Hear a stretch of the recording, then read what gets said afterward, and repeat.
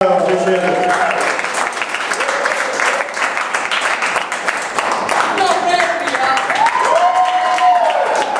We've reached the final comedian tonight. Y'all have been a wonderful crowd. We have shows here all week from Tuesday to Saturday. Check out our schedule at relapsecomedy.com, improv and stand-up. We also teach classes, relapseuniversity.com. And feel free to stick around after the show for Richard Kickers. It's kind of an improv open mic type jam session, so you can get some beers after the show. Come back in and watch some improv. You guys ready for your headliner? This guy is everywhere. He started Phat comedy. He's on TBS. He's on TBS. He's Meet the Browns, House of Payne. He's everywhere. He's one of the best comedians in the country. Make some noise, guys. I'm honored to have him here. Give it up, Mr. Quincy, y'all.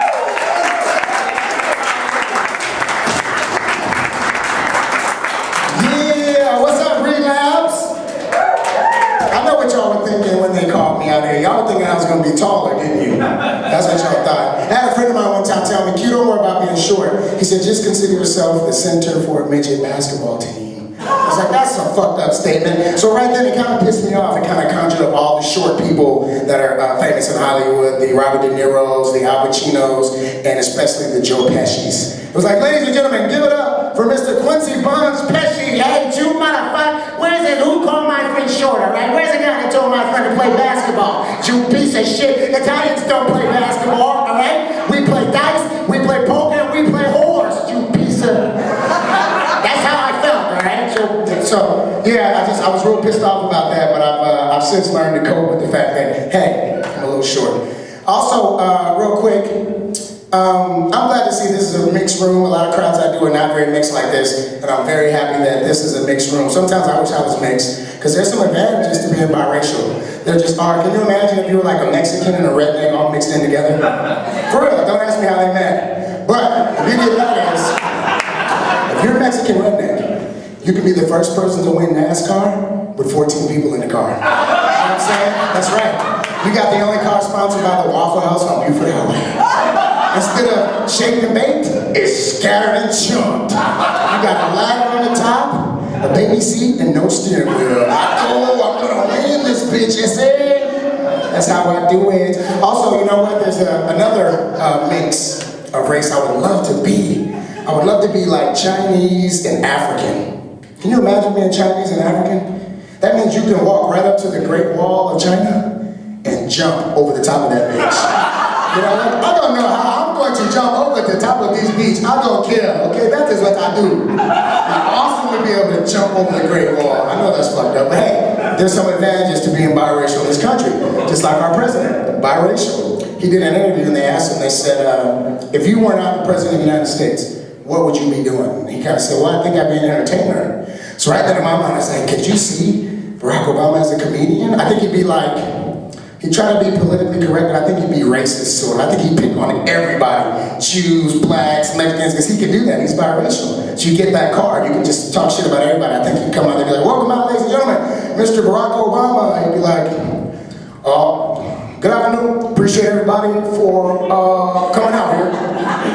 Now, just to have you know, if I wasn't up here doing comedy, I'd be president of the United States. Laugh, that's right. That's the way Michelle laughed when I showed her my penis. But you see, she still married me, so that tells you one thing. Bitch, I got money in the bank. So now, let me find out real quick, where are my black people at? Shut the fuck up, don't shoot anybody. Now, what I like to say is, I need you to do me a favor. Black people, I need you to keep your kids out of the street. Because there's something wrong with that, and white people, do me a favor. Whatever you do, don't run over these kids when you see them in the street. There's a reason for that. The reason you should never run over a black kid on a bike. Because it might be your bike, white people. So now you lose a bike, and you're going to jail. Let me look around where I see some beautiful blondes in the room with big breasts. I need you to do me a favor, white woman. When you wake up in the morning, I need you to go home, all right? I don't need you hanging out all night either. Your kids need education as well. Now, I'm gonna work my way around everybody. And just keep in mind, if I wasn't doing this, I'd be president of the United States. Where are my Mexicans at? That's right, they better be in the kitchen. fact is, this place doesn't have a kitchen. So even better. But we tried to work with the Mexicans on the Border Patrol issue. We tried to get them actively involved. We tried to start a basketball team over in Mexico. But we weren't successful. Because all the Mexicans that can run and jump, they're already in America. That's bullshit. So we're going to revisit that whole plan. Now, one more thing here. Where are my gay people at? I know you're here. Just open your mouth so I can see you. Okay. I kind of get an idea of what's going on. Now, this is my last joke, and then I gotta go run for president. Why two gay condoms, two condoms walking by a gay bar? What do they say to each other? One looks at the other and says, hey, let's go in here and get shit-faced. I know, it's disgusting. That's why I'm gonna need you to vote for me in the next election. My name's Barack Obama. Thank you very much. Yeah, he could just be fucked up like that. He would just talk shit about everybody. And I would be glad to see him do it. Be glad to see him do it. Beautiful ladies, Barack Obama was already talking about big-breasted women. There's a trend going on right now. I kind of like it and I kind of hate it. Women have resorted to, and I know fellas you've seen this, out in the clubs and Walmart and church, like, especially at church. Why are you putting your money in your cell phones and your tissues and in your titties? All these expensive Louis bags and Coach purses, and y'all are like, no, I got it right here. I got whatever you need. You need an iron? What the fuck? I thought that was a birthmark. I mean, one chick, it was all lumpy, like her breast. It looked like I didn't know if she needed a mammogram or if that was a set of keys or she drove an old Toyota. I'm like, what the fuck, lady? What is going on? So, what if men did that though? I think it's only fair to assume that if women can use what I call the titty purse, which some of y'all have the little titty coin purses, and some of y'all got the titty duffel bags. And some of the older ladies, y'all got like the titty paper bags, but that's okay, they still work. It's got a little rip in it, whatever. What if men did that? What if we just put our money wherever the fuck we wanted to and just pulled it out all in public? Or let's say I was buying some Girl Scout cookies for me, sir, and I was like, how much? $5.95? I'm in line, buddy. Hold on a second. I'm gonna get my cookies so you can go next. $5.95? All right, buddy, I got that right here. Yeah, I hope you don't mind if they're from under my balls. You like wet quarters? How about some soggy dollar bills, dog? Dollar bills. Yo, you got them Thin Mints? Where are the rest of the Girl Scouts? Where are the rest of the Girl Scouts, sir? Why are you selling Girl Scout cookies? I'm just saying, it's rude. But that's what I'm gonna do the next time I'm in public and I see some chick digging the titty purse. We gotta stop this conspiracy. With that said too, there's another trend going around, and I kind of tried to jump on board with it. I wasn't sure how it would go. It's called the skinny jeans.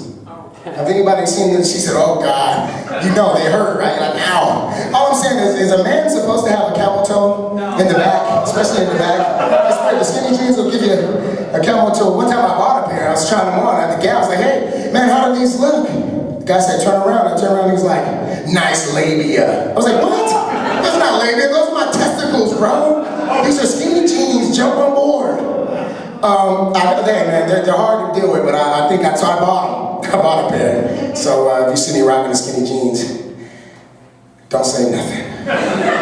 Just look at me. Just look at me funny and make me feel uncomfortable. Also, I think I had my first, it wasn't like a gay experience. I feel like it was like watching a car accident. Like maybe I should have reported it or I should have told someone, but I wasn't sure how to go about it. I used to be a bartender at a place called the Leopard Lounge down here in Midtown. And we did this event. And it was cool, it was a gay event, it was a good time, everybody was great. It was fun. They were giving away this stuff that was called Man Lube, right? And it's got this picture of this dude on there, he's all buff, he's got his shirt off. And a guy walked up to the bar and he was like, you know, he has a boyfriend with him. He's like, hey, how much for the Man Lube? We need some of that. And I was like, sir, it's absolutely free. Feel free to, take a couple bottles. And he was kind of like, free? He looked at his boyfriend, he was like, it's free. He grabbed a whole handful of it. He goes, nothing is free. Somebody's gonna pay. I was like, oh. I felt like I should have reported like a hit and run. Or somebody been rear-ended, officer, get down here quick. But I said nothing and I did nothing, so I feel like part of the problem, not the solution. Yeah. Also, I met Brad Binkley, the host.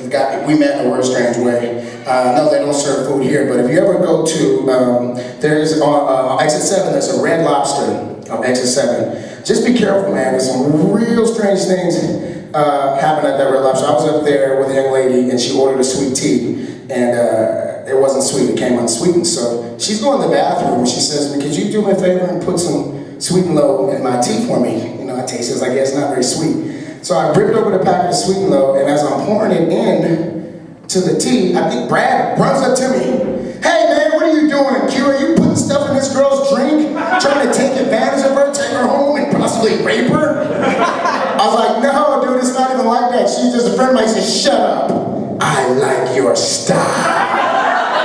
I was like, you like my style? Finally somebody noticed. They're called skinny jeans. And those are not labia. Those are my testicles. Thanks for noticing them. And so it even got more strange after that because the girl came out and she tasted it. She's like, oh my God, this tastes like ass and like feet and like she's name was shit. And I was like, sweetheart, this okay, don't drink it. She grabbed my hand, she said, stop. I like the way it tastes. And I was like, oh, this is getting weird. Do y'all know each other?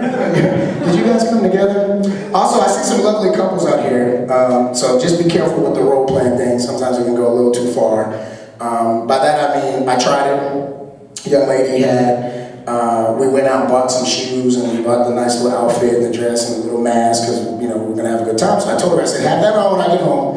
We'll do a little thing, play around, whatever you want to do. She goes, okay. I get home and apparently she lost the mask, but she had everything else on. She had on the heels, it was great, the pants, the shoes, everything. I walked in and she couldn't find her mask, so she went in my closet and put on my old Halloween costume mask. It was a Mr. T mask. Yeah, so that made things a little weird. I kicked in the door ready, I was like,